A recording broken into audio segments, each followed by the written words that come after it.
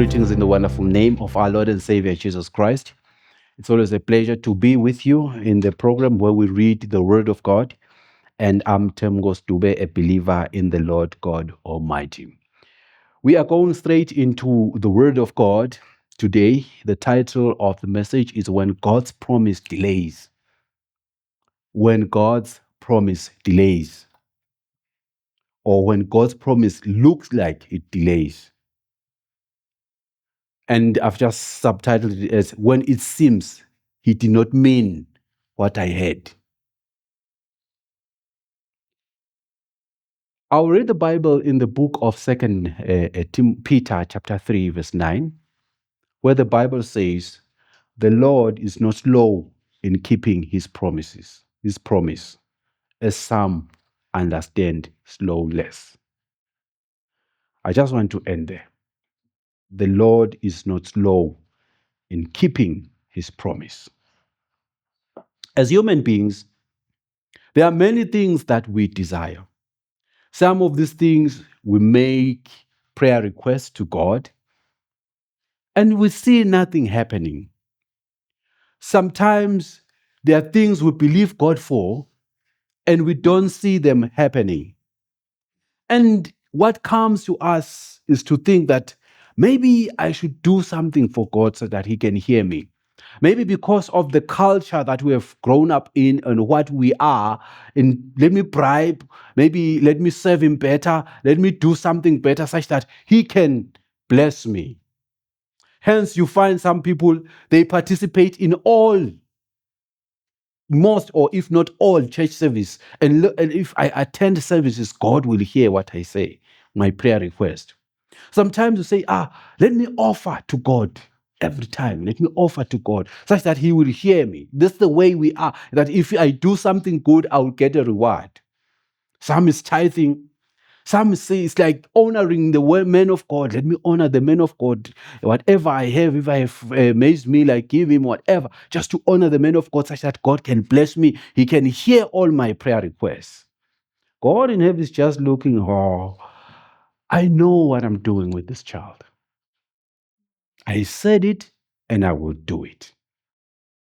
So this sermon gives us a picture of someone whom God communicated with, that this is what is going to happen to you. But because of time, he lost it until God did it in his appropriate time. We have our clock that has got 60 seconds, that has got 60 seconds per minute, 60 minutes per hour, 24 hours per day. God has another watch, and God is out of time. He's out of time. Now, this introduction brings me to the story of the man we know in the Bible, the man Abram. God speaks to Abram in Genesis chapter 12, verse 1, and he says, get out of your country, from your family, and from your father's household to a land I will show you. I will make you a great nation. I will bless you. I will make your name great, and you shall be a blessing. I just want to end there. I will make you a great nation. A nation consists of people. So it was clear in Abraham's mind that it means I will have a number of children. God has said it. Amen. Now, note that Abraham obeyed God. The Bible explains in this chapter in verse 4 that so Abraham departed as God had spoken to him. What a man of God. He does exactly the word of God, what God has said to him. He departed. Even as today, Jesus says in Luke 14, verse 26, if anyone comes to me and does not hate his father and mother, wife and children, brothers and sisters, yes, his own life also, he cannot be my disciple. Well, the interpretation of the word hate here, we should understand the context. It is a comparative idiom here. It is used as meaning to love less or set aside in favor of something. In other words, if you favor your parents, you love your parents more than God, you are not worthy of the kingdom. What does that mean? It means when your parents say do something that is against God, when your father or mother says something that is against God, and you respect them rather than God, you cannot be God's disciple. In other words, you have to honor God more than anything. So some of us have done that, just like Abraham. We have loved God.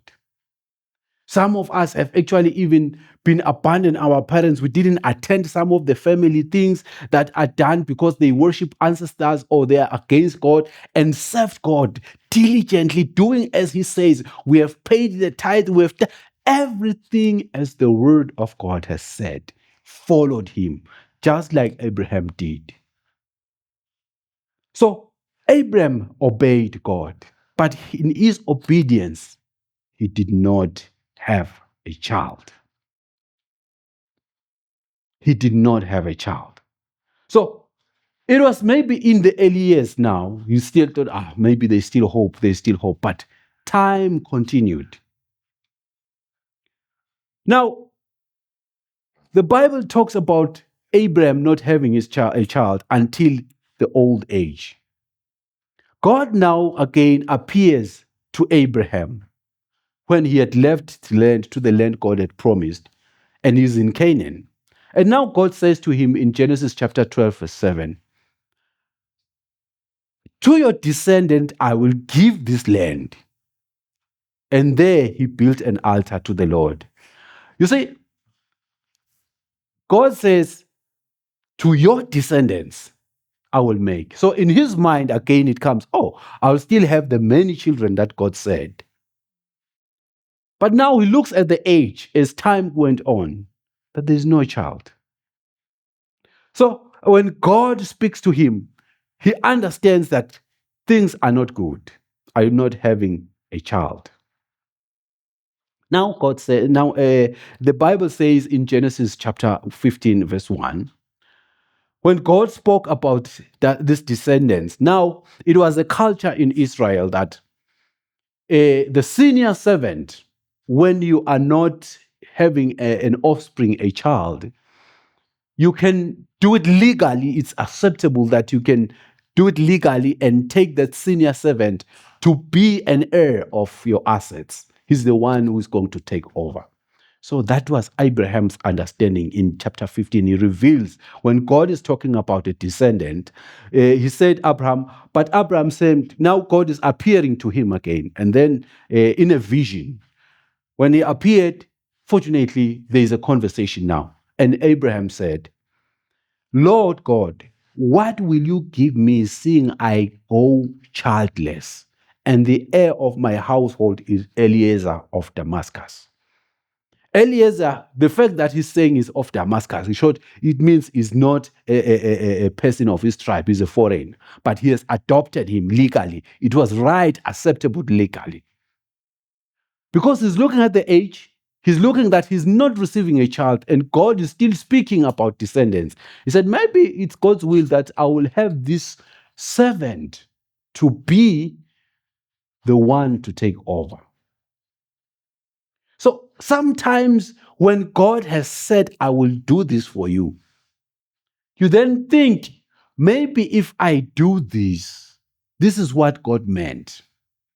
Because at this point, Abraham's understanding now is that maybe God meant because I've now adopted this man, Eliezer, he's going to be the one who is responsible. He's trying to fit culture into God's way of doing things. But that's not how God works. He wants people of faith. To him, he knows, I'm going to give Abraham a child. You see, there are things that God has said to you. I will do this for you. Time has gone. Years. Maybe it's marriage. Maybe it's healing. Maybe it's business growth. maybe it's career achievement, whatever it can be. God maybe has spoken to you through his word and through his prophets. And you look at the time, no, God, I know it's not happening. Listen, you are the one, you are saved. Abraham is here, is a man of God. Note that he hears directly from God. He's speaking directly with God. But in speaking with God, in other words, the relationship with God, the channels with God are clear. He has a passionate relationship and an intimacy with God that is so pure. But things are not going as he thinks, but are going to go as God thinks and wants.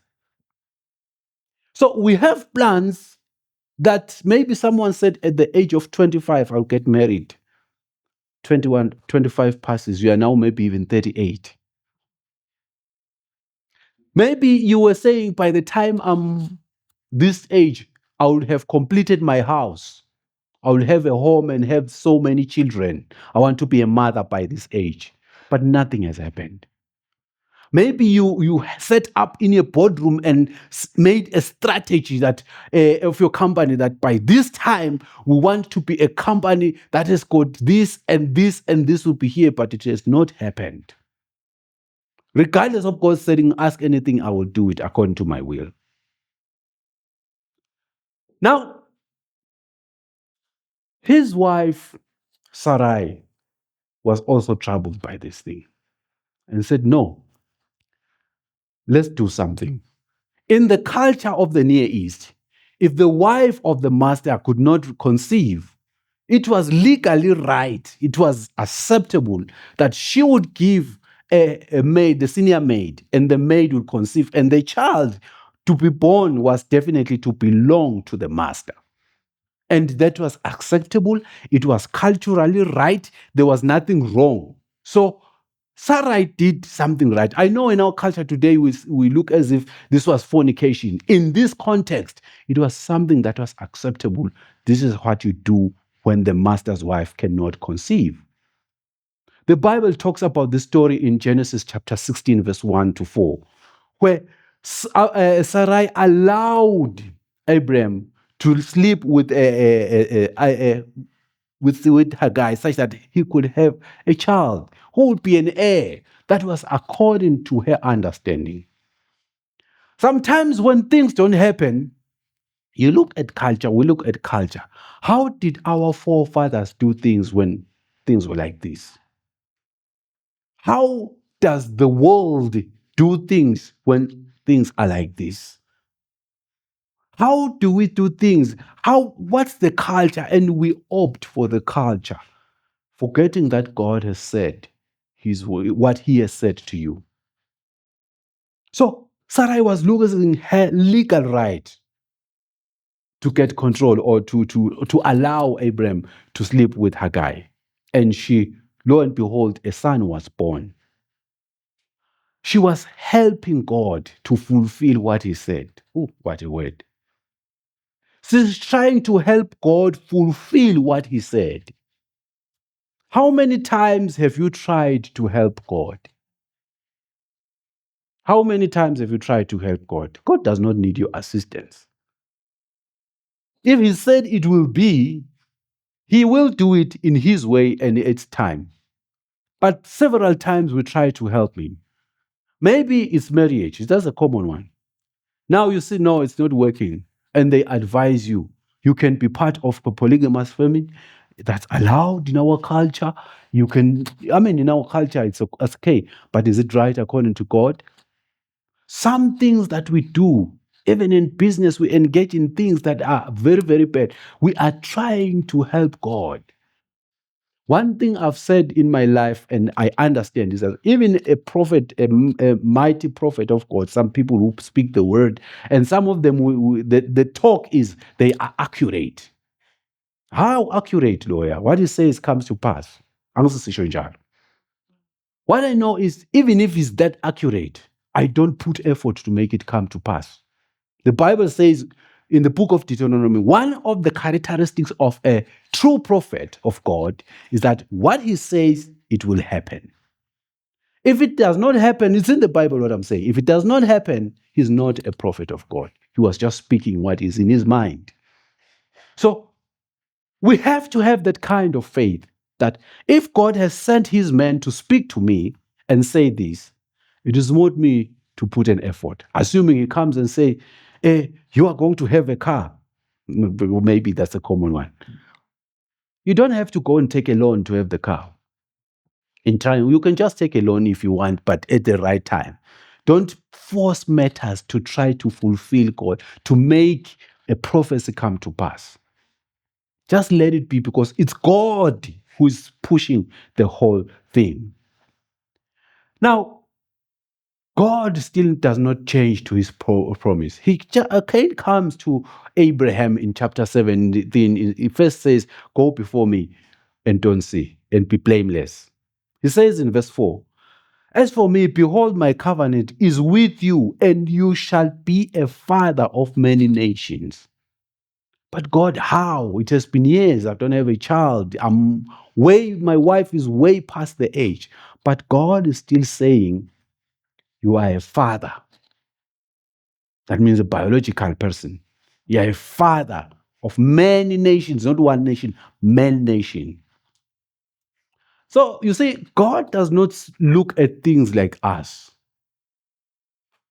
Abraham maybe might have thought what God has said by this time we will be having maybe 30 children. But there's none, even one, not even one. But God still says, you have be father of many nations. Now is the age of 90, is old. But God, how? Even if I start now, how many will I have? God was looking into the future. He was looking into us, the children of faith. Some of the things God says, they are way beyond what we say. Maybe if you come back after generations, your generations, you'll be surprised. This is what God said about me. But some of it, most of it happens as you live. So God does not see as we see. He looks beyond our fleshly eyes. He sees a multi-billion business in you, a family in you, a leader in you. What you see is not what he sees. What you have to do, you have to be a person of faith. Now, God again speaks to Abraham about the issue of a child. Let me read Genesis 17, verse 15 to 22. God said to Abraham, as for Sarai, your wife, you are no longer to call her Sarai. Her name will be Sarah. I will bless her and will surely give you a son by her. I will bless her so that she will be the mother of nations. Kings of people will come from him. Abraham fell down. Abraham falls down. He laughed and said to him, will a son be born to a man 100 years old? Will Sarah bear a child at the age of 90?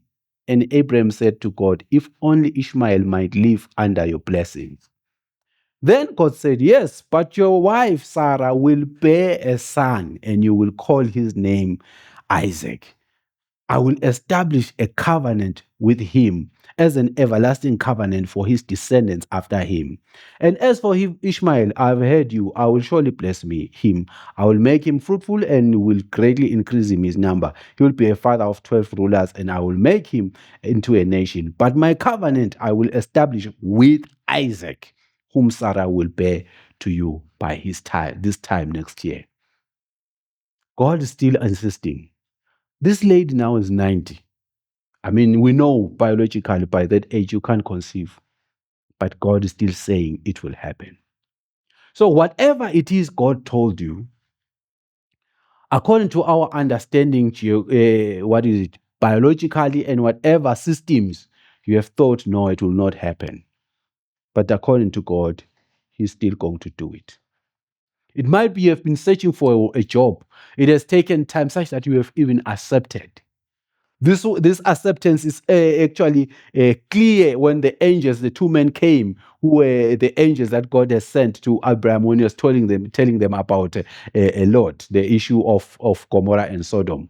The Bible says when the angels asked where's the wife, and they explained that she will have a child by this year, the Bible says she laughed. What does that mean? She had accepted that I will not have a child. I mean, when you laugh at something, it's like, it's just, it won't happen. One of my old pastors, Dr. Nya, will say, "Ukhuluma nje udwadwa," something that is not there. Whatever these men are saying, because Sarah didn't know, maybe they were angels, he was just talking. Whatever these men are saying, it won't happen. I'm past the age. You have made 1,000, maybe over 100 applications, and it has taken 10 years, and you don't see the future, and you have accepted the fate. If somebody comes and say, if God comes and says to you, whatever you ask in my name, I will do, and you say, God, I've asked for a job for the past maybe 20 years, and nothing has happened. But God, if He said it, He will do it. Amen. If He said it, He will do it. So some situations that we go through in life can be prolonged, but it doesn't mean that you are no longer a Christian. Abraham was a man of faith in good contact with God. God will send angels to him, who will speak to him in a vision. As we have read, he will speak to him directly. So they were in good terms, but there was a delay. You may be a Christian, 100% devoted to God, tither, tongue speaking, everything, but you are not receiving what you are praying for. It's not because God has closed the doors. It's not yet His time. And when He does it, the Bible says Isaac was born. Eventually, it happened. After over 90 years, maybe after 40 years, because we don't know where they got married, God fulfilled His promise. Sarah conceived, as said in Genesis 21. She conceived and a child was born.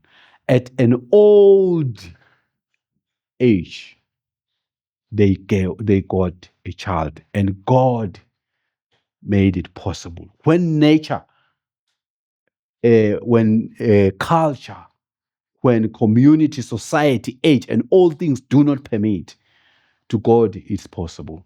The Bible says, is there anything too hard for God? You have might accepted your fate and accepted that things won't work for me. But today the Bible is giving us encouragement that as long as God said it, it will happen. So what does it mean? Believe the word of God. Isaiah 55 verse 11 says, "So shall my words be that goes forth from my mouth. It shall not to return to me void, but it shall accomplish what I please, and it shall prosper in the thing for which I sent it." That's the word of God. If He said it, it will happen. Numbers 23 verse 19 says, "God is not a man that He should lie, nor a son of man that He should repent. Has He said, and He will not do? Or has He spoken, and will He not make it? What He has said, it will eventually happen." So what God promises will happen. 1 John chapter 5, verse 14 and 19 says, "Now this is the confidence that we have in Him, that if we ask anything according to His will, He will hear us. He hears us. And if we know that He hears us, whatever we ask, we know that we have the petition that we have asked Him." So, because He has said, if you ask anything, John 14:14, in my name, I will do it. And if you ask according to my will, it shall be done. That's not a lie. We've not received the things that we've been prayed for. Some we've prayed according to His will, we have not yet. And we've doubted God. The word is encouraging us. It will be happening. He has also given us of protection, that no weapon formed against us. You might be under attack. God's people are protected. Isaiah 54:17, as I've said, "No weapon formed against you shall prosper. And every tongue which rises against you in judgment you shall condemn." This is the heritage of the servants of the Lord. What God has said, He means it. Now, when God speaks, sometimes he speaks to us through prophets, as I've said earlier. 1 Corinthians chapter 14, verse 3 said, "But he who prophesies speaks edification and exhortation and comforts to men." True prophets still exist even today. That's what I believe and what the word of God says. We still have prophets today. But what they speak are words of edification and exhortation and comfort. That's what they do. And what they say, if it's from the Lord, it will happen. As we come to the close of the service, know that God keeps his promises. Don't doubt him. It might have taken years, but because he said it, it will happen. Sometimes when we think it is impossible, because nature and culture cannot accept it, to God it can still happen. Whatever you may be going through, if God said it, and if you've asked it according to his will, it will come to pass. God will always make sure he reminds you of his promises, just like the life of Abraham. He will time and again remind him. He will remind him. Even if you think it is impossible, it will come to pass. So what are we saying? Wait on the Lord's promises. So your day of joy is coming. Regardless of what people say, the years of waiting and the doubt in you, if God said it, it will come to pass. It will happen as he said it, exactly as he said it. Do not try to help God. You will bring problems into your life. Keep your faith in God. Father, we thank you for your word in the name of Jesus Christ. Thank you for encouraging us to live a life that honors you and believes your word and wait on you. Help us, God, to wait on your word and to believe what you say. Through your word, through your prophets. In the name of Jesus, that you say whatever you say to us through your spirit, may we wait on it. We ask and believe in you, God, in Jesus' name. Amen.